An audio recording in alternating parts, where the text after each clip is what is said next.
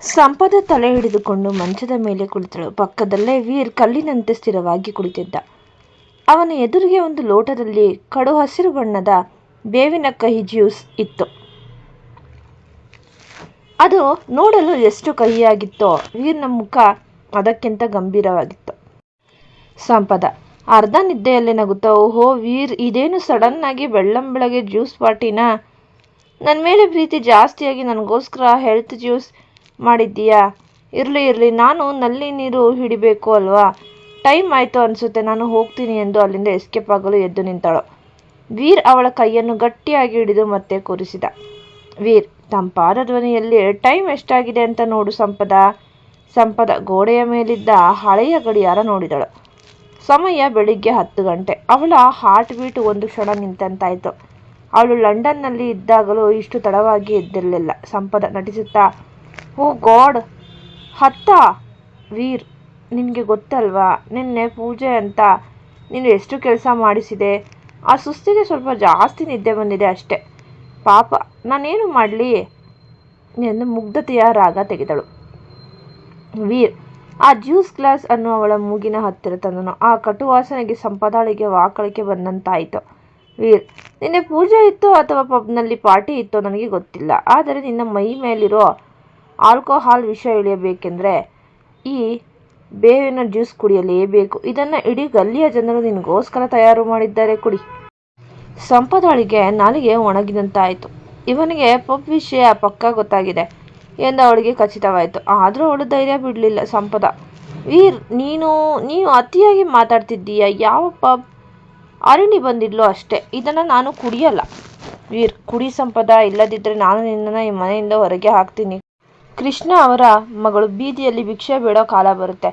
ನೆನಪಿಡು, ನಿನ್ನ ಯಾವ ಗೆಳತಿಯೂ ನಿನಗೆ ಸಪೋರ್ಟ್ ಮಾಡಲ್ಲ. ಕುಡಿ ಇದನ್ನು.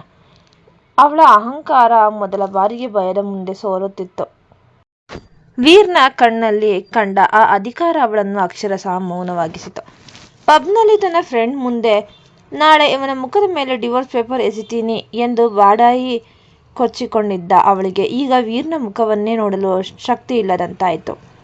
ಅವಳ ನಡುಗುವ ಕೈಯಿಂದ ಆ ಗ್ಲಾಸ್ ಹಿಡಿದು ಕಣ್ಣು ಮುಚ್ಚಿ ಒಂದು ಗುಟುಕು ಕುಡಿದಳು. ಆ ಕಹಿ ಅವಳ ಇಡೀ ಶರೀರವನ್ನು ನಡುಗಿಸಿತು. ಅವಳ ಕಣ್ಣಲ್ಲಿ ನೀರು ಹರಿಯತೊಡಗಿತು. ಇದು ಬರೀ ಬೇವಿನ ಕಹಿಯಲ್ಲ, ತನ್ನ ಅಹಂಕಾರಕ್ಕೆ ಬಿದ್ದ ಕಟು ಏಟಿನ ಕಹಿ. ವೀರ್ ಅವಳನ್ನು ನೋಡುತ್ತಾ ಮೆಲ್ಲನೆ ಅಂದ, ಸಂಪದ, ಇವತ್ತಿನಿಂದ ನಿನ್ನ ಹೊರಗಿನ ಲೈಫ್ ಬಂದ್. ಇವತ್ತು ಇಡೀ ದಿನ ನೀನು ಈ ಮನೆಯಲ್ಲಿ ನೆಲ ಒರೆಸಬೇಕು ಮತ್ತು ಪಾತ್ರೆ ತೊಳಿಬೇಕು.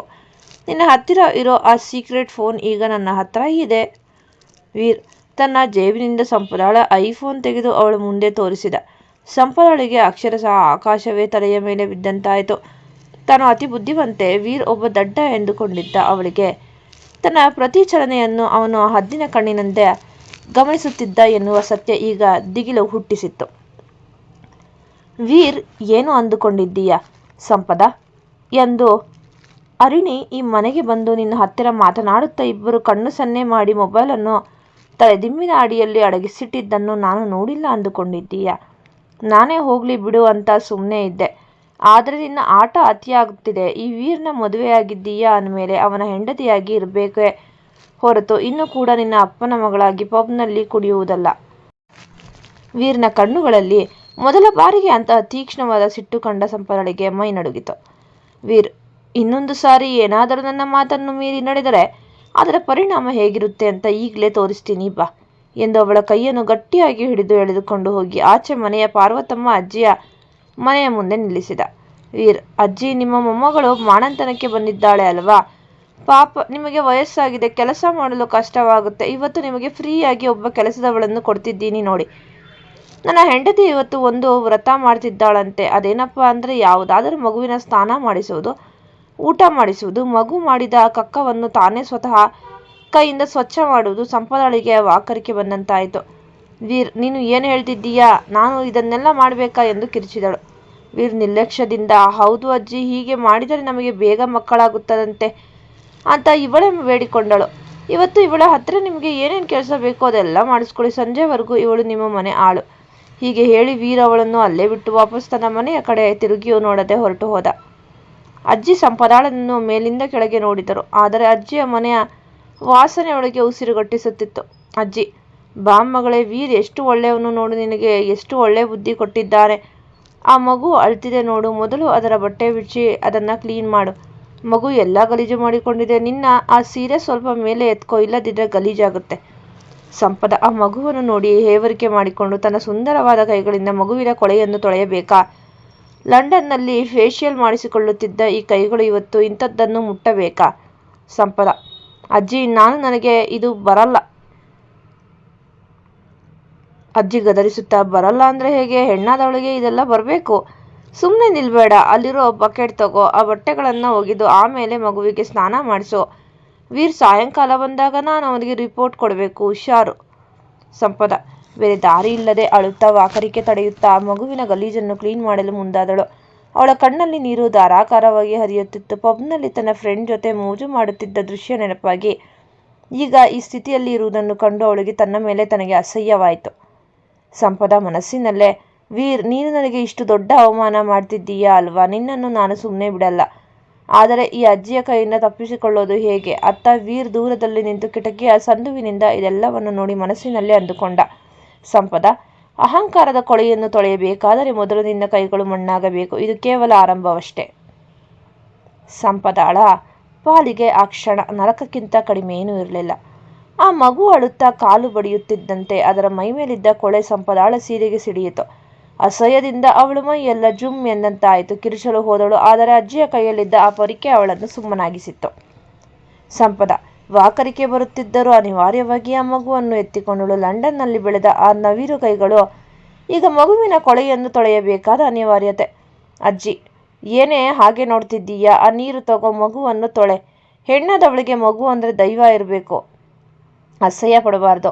ವೀರ್ ನಿನಗೆ ಒಳ್ಳೆ ಕೆಲಸವೇ ಕೊಟ್ಟಿದ್ದಾನೆ. ಇಲ್ಲದಿದ್ದರೆ ನಿನ್ನಂಥವರು ಬರೀ ಪೌಡರ್ ಹಚ್ಚಿಕೊಂಡು ಮೆರೆಯೋರೇ ಜಾಸ್ತಿ. ಸಂಪದ ಅಳುತ್ತಾ ಕಣ್ಣು ಮುಚ್ಚಿಕೊಂಡು ಹೇಗೋ ಮಗುವನ್ನು ಕ್ಲೀನ್ ಮಾಡಿದಳು. ಅವಳ ಸೀರೆ ಪೂರ್ತಿ ಒದ್ದೆಯಾಗಿ ಕೊಳೆಯಿಂದ ಗಲೀಜಾಗಿತ್ತು. ಅವಳ ಮನಸ್ಸು ವೀರ್ನ ಮೇಲೆ ಸೇಡಿನ ಕಿಚ್ಚಿನಿಂದ ಉರಿಯುತ್ತಿತ್ತು. ಈ ವೀರ್ನನ್ನು ಸಾಯಿಸ್ಬಿಡ್ತೀನಿ ಎಂದು ಮನಸ್ಸಿನಲ್ಲೇ 1000 ಬಾರಿ ಅಂದ್ಕೊಂಡ್ಳು. ಅಜ್ಜಿ: ಆಯ್ತೇ, ಈಗ ನೋಡು, ಅಲ್ಲಿ ರಾಶಿ ಬಿದ್ದಿರೋ ಬಟ್ಟೆಗಳನ್ನು ಒಗಿಬೇಕು. ಮಗುವಿನ ಬಟ್ಟೆ ಬೇರೆ, ದೊಡ್ಡವರ ಬಟ್ಟೆ ಬೇರೆ. ಆಮೇಲೆ ಅಡುಗೆ ಮನೆಗೆ ಹೋಗಿ ರಾಗಿ ಮುದ್ದೆ ಮಾಡಬೇಕು. ಬಾಣಂತಿಗೆ ರಾಗಿ ಮುದ್ದೆ ಅಂದರೆ ಪಂಚಪ್ರಾಣ. ಸಂಪದ ದಿಕ್ಕೆಟ್ಟು: ರಾಗಿ ಮುದ್ದೆನಾ ಅಜ್ಜಿ? ನನಗೆ ಮ್ಯಾಗಿ ಮಾಡೋಕೆ ಬರಲ್ಲ. ಇನ್ನು ಮುದ್ದೆ ಹೇಗೆ ಮಾಡಲಿ? ಪ್ಲೀಸ್ ಅಜ್ಜಿ, ನಾನು ಬೇಕಿದ್ರೆ ನಿಮಗೆ ದುಡ್ಡು ಕೊಡ್ತೀನಿ, ಕೆಲಸದವ್ರನ್ನ ಕರೆಸಿಕೊಳ್ಳಿ. ಅಜ್ಜಿ ಗಟ್ಟಿಯಾಗಿ ನಗುತ್ತಾ: ದುಡ್ಡಾ? ನಿನ್ನ ಹತ್ತಿರ ಇರೋ ಆ ದುಡ್ಡು ಇಲ್ಲಿ ನಡೆಯಲ್ಲ ಮಗಳೇ. ಇಲ್ಲಿ ನಡೆಯೋದು ಬರೀ ಕೈ ಕೆಲಸ ಮಾತ್ರ. ಮುದ್ದೆ ಮಾಡೋಕೆ ಬರಲ್ಲ ಅಂದರೆ ಕಲಿಸ್ತೀನಿ, ಬಾ.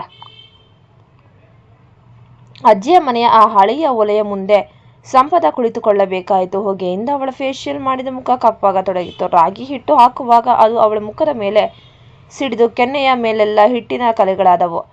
ಸಂಪದ ಗೊಣಗುತ್ತಾ: ನನ್ನ ಫ್ರೆಂಡ್ಸ್ ಏನಾದರೂ ನನ್ನನ್ನು ಈ ಸ್ಥಿತಿಯಲ್ಲಿ ನೋಡಿದರೆ ನನ್ನ ಮರ್ಯಾದೆ ಹರಾಜಾಗುತ್ತೆ. ವೀರ್ ನಿನ್ನನ್ನು ಸುಮ್ಮನೆ ಬಿಡಲ್ಲ. ಅವಳು ಅಜ್ಜಿಯ ಆಜ್ಞೆಯಂತೆ ಬಲವಂತವಾಗಿ ಗಂಟಿಲ್ಲದಂತೆ ಮುದ್ದೆ ಮಾಡಲು ಸಾಹಸ ಪಟ್ಟಳು. ಬಿಸಿಯಾದ ಆ ಪಾತ್ರೆಯನ್ನು ಹಿಡಿಯಲಾಗದೆ ಅವಳ ಕೈಗಳು ಕೆಂಪಾದವು. ಪಬ್ನಲ್ಲಿ ವೈನ್ ಗ್ಲಾಸ್ ಹಿಡಿಯುತ್ತಿದ್ದ ಕೈಗಳು ಇವತ್ತು ಮುದ್ದೆ ಕೋಲು ಹಿಡಿದು ನರಳುತ್ತಿದ್ದವು. ಸಂಜೆ 6 ಗಂಟೆ ಆಯಿತು. ವೀರ್ ಬಹಳ ಆರಾಮಾಗಿ ಬೈಕ್ ಮೇಲೆ ಬಂದು ಇಳಿದ. ಅಜ್ಜಿಯ ಮನೆಯೊಳಗೆ ಹೋಗಿ ನೋಡಿದಾಗ ಅವನಿಗೆ ನಗು ತಡೆಯಲಾಗಲಿಲ್ಲ. ಸಂಪದ ಒಂದು ಮೂಲೆಯಲ್ಲಿ ತಲೆಯ ಮೇಲೆ ಕೈ ಹೊತ್ತು ಕುಳಿತಿದ್ದಳು. ಅವಳ ಸೀರೆ ಪೂರ್ತಿ ಗಲೀಜಾಗಿತ್ತು. ಮುಖದ ಮೇಲೆ ರಾಗಿ ಹಿಟ್ಟು ಮತ್ತು ಹೊಗೆಯ ಕಲೆಗಳು. ಕೈಗಳು ಕೆಂಪಾಗಿದ್ದವು. ಅವಳ ಆ ಮಹಾರಾಣಿ ಅವತಾರ ಈಗ ಪೂರ್ತಿ ನೆಲಸಮವಾಗಿತ್ತು. ಅಜ್ಜಿ: ಬಾ ಮಗ, ನೋಡು, ನಿನ್ನ ಹೆಂಡತಿ ಇವತ್ತು ಒಳ್ಳೆ ಕೆಲಸ ಮಾಡಿದ್ದಾಳೆ. ಮಗು ಕ್ಲೀನ್ ಮಾಡ್ಲು, ಬಟ್ಟೆ ಒಗೆದ್ಲು, ಇವತ್ತು ಮುದ್ದೆ ಕೂಡ ಕಲಿತಿದ್ದಾಳೆ. ಆದರೆ ಪಾಪ ಸುಸ್ತಾದ ಹಾಗೆ ಕಾಣ್ತಿದ್ದಾಳೆ. ವೀರ್ ವ್ಯಂಗ್ಯವಾಗಿ ಸಂಪದಾಳ ಕಡೆ ನೋಡಿ: ಹೌದಾ ಅಜ್ಜಿ, ತುಂಬ ಒಳ್ಳೆ ವಿಷಯ. ವ್ರತ ಅಂದರೆ ಹಾಗೇ ಇರಬೇಕು. ಸಂಪದ ಹೇಗಿದೆ ಈಗ? ಪಬ್ನಲ್ಲಿ ಕುಣಿಯೋದಕ್ಕಿಂತ ಮಗು ಕ್ಲೀನ್ ಮಾಡೋದು ಸ್ವಲ್ಪ ಜಾಸ್ತಿ ಕಿಕ್ ಕೊಡ್ತಿದೆ ಅಲ್ವಾ? ಸಂಪದ ವೀರ್ನ ಕಡೆ ನೋಡಿದಳು. ಅವಳ ಕಣ್ಣಲ್ಲಿ ಈಗ ಸಿಟ್ಟಿಗಿಂತ ಹೆಚ್ಚಾಗಿ ಹತಾಶೆಯ ಕಣ್ಣೀರು ಇತ್ತು. ವೀರ್ ಹತ್ತಿರ ಬಂದಾಗ ಅವಳು ಏನೇನೋ ಮಾತನಾಡಲು ಹೋದಳು. ಆದರೆ ಅತಿಯಾದ ಸುಸ್ತಿನಿಂದ ಅವಳ ತಲೆ ತಿರುಗಿದಂತಾಯಿತು. ಅಜ್ಜಿಯ ಮುಂದಿನ ಕೆಲಸದ ಲಿಸ್ಟ್ ಅಂದರೆ ಈಗ ಈ ಪಾತ್ರೆಗಳನ್ನೆಲ್ಲ ತೊಳೆದು ಅಂಗಳ ಗುಡಿಸಬೇಕು ಎಂದು ಅಜ್ಜಿ ಹೇಳುತ್ತಿದ್ದಂತೆ ಸಂಪದಳಿಗೆ ಕಣ್ಣು ಕತ್ತಲಾದಂತಾಗಿ ಅಲ್ಲೇ ಪ್ರಜ್ಞೆ ತಪ್ಪಿ ವೀರ್ನ ಕೈಗಳ ಮೇಲೆ ಬಿದ್ದಳು. ವೀರ್ ಅವಳನ್ನು ಎತ್ತಿಕೊಂಡು ತನ್ನ ಮನೆಗೆ ಕರೆತಂದ. ಹಾಸಿಗೆಯ ಮೇಲೆ ಮಲಗಿಸಿ ಅವಳ ಕಪ್ಪಾಗಿದ್ದ ಮುಖವನ್ನು ತನ್ನ ಕೈಯಿಂದ ಮೆಲ್ಲನೆ ಒರೆಸಿದ. ಅವನ ಕಣ್ಣಲ್ಲಿ ಒಂದು ಕ್ಷಣ ಮರುಕ ಕಂಡರೂ ಮರುಕ್ಷಣವೇ ಕಠಿಣವಾಯಿತು. ವೀರ್ ಮನಸ್ಸಿನಲ್ಲೇ: ಸಂಪದ, ಈ ಸಂಕಟ ನಿನಗೆ ಬೇಕಿತ್ತು. ನಿನ್ನ ಅಹಂಕಾರ ಕರಗುವವರೆಗೂ ಈ ಶಿಕ್ಷೆ ತಪ್ಪಿದ್ದಲ್ಲ. ಆದರೆ ನೀನು ಇಷ್ಟು ಬೇಗ ಸೋತು ಹೋಗ್ತೀಯ ಅಂತ ನಾನು ಅಂದ್ಕೊಂಡಿರಲಿಲ್ಲ. ಸಂಪದ ಮೆಲ್ಲನೆ ಕಣ್ಣು ಬಿಟ್ಟಾಗ ಸುತ್ತಲೂ ಕತ್ತಲು ಆವರಿಸಿತ್ತು. ಮೈಯೆಲ್ಲ ಎದೆಯೊಡೆಯುವಂತಹ ನೋವು. ಲಂಡನ್ನಲ್ಲಿ ಜಿಮ್ ಮತ್ತು ಸ್ಪಾ ಮಾಡುತ್ತಿದ್ದ ಆ ನವಿರು ಶರೀರಕ್ಕೆ ಇವತ್ತು ಅಜ್ಜಿಯ ಮನೆಯ ಆ ಕಠಿಣ ಕೆಲಸಗಳು ದೊಡ್ಡ ಏಟು ನೀಡಿದವು. ಸಮಯ ನೋಡಿದರೆ ರಾತ್ರಿ 9 ಗಂಟೆ. ವೀರ್ ಅವಳು ಎಚ್ಚರವಾಗುವುದನ್ನೇ ಕಾಯುತ್ತಿದ್ದವನಂತೆ ಪಕ್ಕದಲ್ಲೇ ಕುಳಿತಿದ್ದ. ಅವಳು ಕಣ್ಣು ಬಿಡುತ್ತಲೇ ಅವನು ಸೌಮ್ಯವಾಗಿ ಅಂದ, ವೀರ್, ಎದ್ಯಾ ಸಂಪದ? ಸುಸ್ತಾಗಿ ಪ್ರಜ್ಞೆ ತಪ್ಪಿದೆ. ಹೋಗಿ ಮುಖ ತೊಳೆದುಕೊಂಡು ಫ್ರೆಶ್ ಆಗಿ ಬಾ, ಊಟ ಮಾಡೋಣ. ಸಂಪದಳಿಗೆ ಮಾತಾಡಲು ಶಕ್ತಿ ಇರಲಿಲ್ಲ. ಅವಳು ಎದ್ದು ನಿಲ್ಲಲು ಹೋದಾಗ ಅವಳ ಕೈಗಳು ನಡುಗುತ್ತಿದ್ದವು. ಬಾತ್ರೂಮ್ಗೆ ಹೋಗಿ ಕನ್ನಡಿಯಲ್ಲಿ ತನ್ನ ಮುಖ ನೋಡಿಕೊಂಡಾಗ ಅವಳಿಗೆ ತನ್ನನ್ನೇ ಗುರುತಿಸಲು ಸಾಧ್ಯವಾಗಲಿಲ್ಲ. ಕೆದರಿದ ಕೂದಲು, ಬಾಡಿದ ಮುಖ, ಎಲ್ಲಿಯೋ ಹೋಗಿದ್ದ ಅಹಂಕಾರದ ಮಹಾರಾಣಿ. ಫ್ರೆಶ್ ಆಗಿ ಬಂದ ಸಂಪದ ವೀರ್ನ ಎದುರು ಚಾಪೆಯ ಮೇಲೆ ಕುಳಿತಳು. ವೀರ್ ತಾನೇ ಅಡುಗೆ ಮಾಡಿ ತಟ್ಟೆಯಲ್ಲಿ ಬಡಿಸಿ ತಂದಿದ್ದ. ಅವಳು ತಟ್ಟೆಯನ್ನೇ ದಿಟ್ಟಿಸಿ ನೋಡುತ್ತಿದ್ದಳು. ಅವಳಿಗೆ ಕೈ ಎತ್ತಲು ಕೂಡ ಆಗ್ತಿರ್ಲಿಲ್ಲ. ಮಗುವಿನ ಬಟ್ಟೆ ಒಗೆದು ಅಂಗಳ ಗುಡಿಸಿ ಮುದ್ದೆ ತಿರುಗಿಸಿ ಅವಳ ಕೈ ಬೆರಳುಗಳು ಪೂರ್ತಿ ಊದಿಕೊಂಡಿದ್ದವು. ವೀರ್ ಅವಳ ಅವಸ್ಥೆಯನ್ನು ಅರಿತುಕೊಂಡ. ಏನು ಮಾತನಾಡದೆ ತನ್ನ ಕೈಯಿಂದಲೇ ಅನ್ನವನ್ನು ಕಲಸಿ ಒಂದು ಸಣ್ಣ ತುತ್ತು ಮಾಡಿ ಅವಳ ಬಾಯಿಯ ಹತ್ತಿರ ತಂದನು. ಸಂಪದ ಅದರಗಳನ್ನು ಕಚ್ಚುತ್ತಾ, ಬೇಡ ವೀರ್, ನಾನೇ ತಿಂತೀನಿ. ವೀರ್, ನಿನ್ನ ಕೈಯಲ್ಲಿ ತಟ್ಟೆ ಹಿಡಿಯೋಕ್ಕೂ ಶಕ್ತಿ ಇಲ್ಲ ಅಂತ ನನಗೆ ಗೊತ್ತು, ಸುಮ್ಮನೆ ಬಾಯ್ತಾರೆ. ಸಂಪದ ಮೊದಲ ಬಾರಿಗೆ ವೀರ್ನ ಆಜ್ಞೆಯನ್ನು ಪ್ರತಿಭಟಿಸದೆ ಒಪ್ಪಿಕೊಂಡಳು. ವೀರ್ ಒಂದೊಂದೇ ತುತ್ತನ್ನು ಅವಳಿಗೆ ತಿನ್ನಿಸುತ್ತಿದ್ದಂತೆ ಸಂಪದಾಳ ಮನಸ್ಸಿನಲ್ಲಿ ಇವತ್ತು ನಡೆದ ಘಟನೆಗಳೆಲ್ಲ ಸಿನೆಮಾದಂತೆ ಓಡತೊಡಗಿದವು. ಅವಳು ಜಗತ್ತಿನ ಎಷ್ಟೋ ಐಷಾರಾಮಿ ಹೋಟೆಲ್ಗಳಲ್ಲಿ ಊಟ ಮಾಡಿದ್ದಳು, ದುಬಾರಿ ಪಾರ್ಟಿಗಳಲ್ಲಿ ಭಾಗವಹಿಸಿದ್ದಳು. ಅಲ್ಲಿ ಬರೀ ದುಡ್ಡು ಮತ್ತು ದೌಲತ್ತು ಇತ್ತು. ಆದರೆ ಇವತ್ತು ಆ ಅಜ್ಜಿಯ ಮನೆಯಲ್ಲಿ ಮಗುವಿನ ಕಕ್ಕ ಕ್ಲೀನ್ ಮಾಡುವಾಗ ಅಸಹ್ಯಪಟ್ಟರೂ ಆ ಕೆಲಸ ಮುಗಿದ ಮೇಲೆ ಆ ಮಗು ಕೊಟ್ಟ ಒಂದು ಮುಗ್ಧ ನಗು ಇದೆಯಲ್ಲ, ಅದು ಅವಳ ಹೃದಯದ ಯಾವುದೋ ಮೂಲೆಯಲ್ಲಿ ತಟ್ಟಿತ್ತು. ಲಂಡನ್ನ ದೊಡ್ಡ ಪಾರ್ಟಿಗಳಲ್ಲಿ ಸಿಗದ ಒಂದು ತೃಪ್ತಿ ಆ ಮಗುವಿನ ಕಿರುನಗೆಯಲ್ಲಿ ಅವಳಿಗೆ ಸಿಕ್ಕಿತ್ತು. ವೀರ್ ತಿನ್ನಿಸುತ್ತಿದ್ದ ಪ್ರತಿ ತುತ್ತು ಅವಳಿಗೆ ಕಹಿಯಾಗಿರಲಿಲ್ಲ. ಬದಲಾಗಿ ಅವಳ ಇಷ್ಟು ದಿನದ ಅಹಂಕಾರದ ಗಾಯಕ್ಕೆ ಮುಲಾಮು ಹಚ್ಚಿದಂತೆ ಭಾಸವಾಗ್ತಿತ್ತು. ವೀರ್ ಸೌಮ್ಯವಾಗಿ, ಏನು ಯೋಚನೆ ಮಾಡ್ತಿದ್ದೀಯಾ ಸಂಪದ? ನಾಳೆ ಮತ್ತೆ ಅಜ್ಜಿಯ ಮನೆಗೆ ಹೋಗ್ತೀನಿ ಅಂತ ಹೆದರ್ಕೊಂಡಿದ್ದೀಯಾ? ಸಂಪದಾಳ ಕಣ್ಣಿನ ಹನಿ ತಟ್ಟೆಯಲ್ಲಿ ಬಿತ್ತು. ಅವಳು ಮೆಲ್ಲನೆ ತಲೆ ಅಲ್ಲಾಡಿಸಿ ವೀರ್ನ ಕಡೆ ನೋಡಿದಳು. ಸಂಪದ, ವೀರ್, ಇವತ್ತು ಆ ಮಗುವನ್ನು ಎತ್ತಿಕೊಂಡಾಗ ನನಗೆ ಮೊದಲು ತುಂಬ ಅಸಹ್ಯ ಆಯಿತು. ಆದರೆ ಆ ಮಗು ನನ್ನ ಸೀರೆ ಹಿಡಿದು ನಕ್ಕಾಗ ನನಗೆ ಯಾಕೋ ಒಂಥರ ಆಯಿತು. ನನ್ನ ಜೀವನದಲ್ಲಿ ನಾನು ಯಾವತ್ತೂ ಇನ್ನೊಬ್ಬರಿಗೋಸ್ಕರ ಇಷ್ಟು ಕೆಲಸ ಮಾಡಿರಲಿಲ್ಲ. ಇವತ್ತು ನನಗೆ ನಾನೇ ಹೊಸಬಳ ಥರ ಕಾಣ್ತಿದ್ದೀನಿ. ವೀರ್ ಅವಳ ಮುಖವನ್ನು ಮೆಲ್ಲನೆ ದಿಟ್ಟಿಸಿದ. ಅವನ ಕಣ್ಣಲ್ಲಿ ಒಂದು ಸಣ್ಣ ಮಂದಸ್ಮಿತವಿತ್ತು. ವೀರ್, ಸಂಪದ ಇನ್ನೊಬ್ಬರ ಕಣ್ಣೀರು ಒರೆಸುವಾಗ ಅಥವಾ ಒಬ್ಬರಿಗೆ ಸಹಾಯ ಮಾಡಿದಾಗ ಸಿಗುವ ನೆಮ್ಮದಿ ಇದೆಯಲ್ಲ, ಅದು ಕೋಟಿ ರೂಪಾಯಿ ಖರ್ಚು ಮಾಡಿದ್ರೂ ಸಿಗಲ್ಲ. ಬದುಕಿನ ಅಸಲಿ ಖುಷಿ ಇರೋದೇ ಈ ಸಣ್ಣ ಸಣ್ಣ ವಿಷಯಗಳಲ್ಲಿ. ಇದನ್ನೇ ನಾನು ನಿನಗೆ ಕಲಿಸಬೇಕಾಗಿದ್ದು. ವೀರ್ನ ಮಾತುಗಳು ಅವನ ಮನಸ್ಸಿಗೆ ನಾಟುತ್ತಿದ್ದವು. ಆದರೂ ಸಂಪದಾಳ ಒಳಗಿರುವ ಆ ಹಠಮಾರಿ ಹೆಣ್ಣು ಪೂರ್ತಿ ಸುಮ್ಮನಾಗಿರಲಿಲ್ಲ. ವೀರ್ ಇಷ್ಟೊಂದು ಸೌಮ್ಯವಾಗಿ ಮಾತನಾಡುತ್ತಿದ್ದರೂ ಅವನ ಆ ಬಾಸ್ ಅವತಾರ ಅವಳ ಕಣ್ಣ ಮುಂದೆ ಬಂದು ಹೋಗುತ್ತಿತ್ತು. ಸಂಪದ ಮನಸ್ಸಿನಲ್ಲಿ, ವೀರ್, ನೀನು ನನ್ನನ್ನು ಬದಲಾಯಿಸ್ತಿದ್ದೀಯೋ ಅಥವಾ ನಾನು ಪ್ರೀತಿಸೋ ಹಾಗೆ ಮಾಡ್ತಿದ್ದೀಯೋ ನನಗೆ ಗೊತ್ತಿಲ್ಲ. ಒಬ್ಬ ಸಾಮಾನ್ಯ ಬಡವನಿಗೆ ಇಷ್ಟೊಂದು ಸಂಸ್ಕಾರ ಮತ್ತು ಪ್ರೀತಿ ಎಲ್ಲಿಂದ ಬರುತ್ತೆ? ನಿನ್ನ ಈ ಸೌಮ್ಯ ಸ್ವಭಾವದ ಹಿಂದೆ ಯಾವುದೋ ದೊಡ್ಡ ರಹಸ್ಯ ಅಡಗಿದೆ. ಅದನ್ನು ನಾನು ಪತ್ತೆ ಹಚ್ತೀನಿ. ಈ ಕತೆ ನಿಮಗೆ ಇಷ್ಟವಾಗಿದ್ದಲ್ಲಿ ಕಥೆಯನ್ನು ವೀಕ್ಷಿಸಿದ ನಂತರ ದಯಮಾಡಿ ನಮಗೆ ಸಬ್ಸ್ಕ್ರೈಬ್ ಮಾಡಿ, ಶೇರ್ ಮಾಡಿ ಮತ್ತು ಕಮೆಂಟ್ ಮಾಡಿ. ಧನ್ಯವಾದಗಳು.